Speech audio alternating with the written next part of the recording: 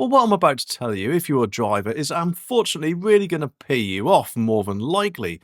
Because if you thought that the 20-mile-an-hour speed limit was, shall we say, ever so slightly effing ridiculous, then I'm afraid this new update, if you want to call it that, surely means we'll be overtaken by snails. And I say that because a council, Islington Council to be exact, has gone and stirred up, shall we say, quite a bit of fuss by slapping a 10-mile-an-hour speed limit on drivers whilst they're going through roadworks that potentially will last 6 months or more. And let's face it, whilst you might think, oh, it's not going to affect me, I don't live there, this will surely more than likely spread to other councils, won't it?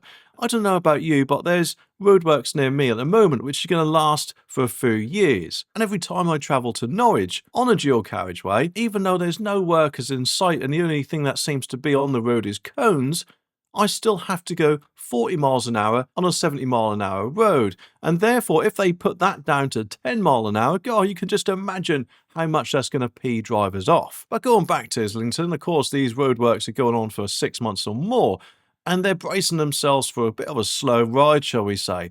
And obviously, not everyone is kind of on board with the idea at all, are they? Take this 56-year-old driver, for instance. He reckons it's a right laugh, saying it's a joke, it's ridiculous, you just can't get around. And then, of course, there's Phil Cudlip, who is 68 and already finds it, shall we say, a bit of a challenge to keep his motorbike going at 20 miles an hour without it stalling. That is a very good point, isn't it?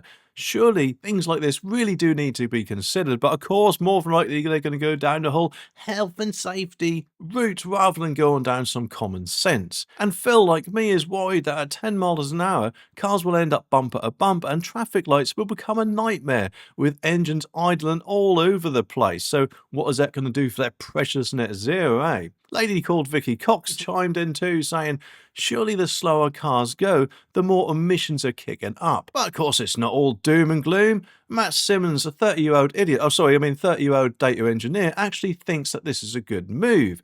With loads of cyclists zooming around, he believes it could make things a bit safer. Well, I could be wrong, but I'm guessing Matt would just absolutely love us to stop driving altogether and perhaps walk everywhere. Would that be safe enough for you? But anyway, this council, of course, run by Labour, has put the nude speed cap on St John Street, which usually lets you cruise through at 20 miles an hour. But don't worry, it is only apparently for a tiny stretch, although it just makes me wonder in the future if there'll be bigger roadworks, if they'll more than likely be for longer than a tiny stretch.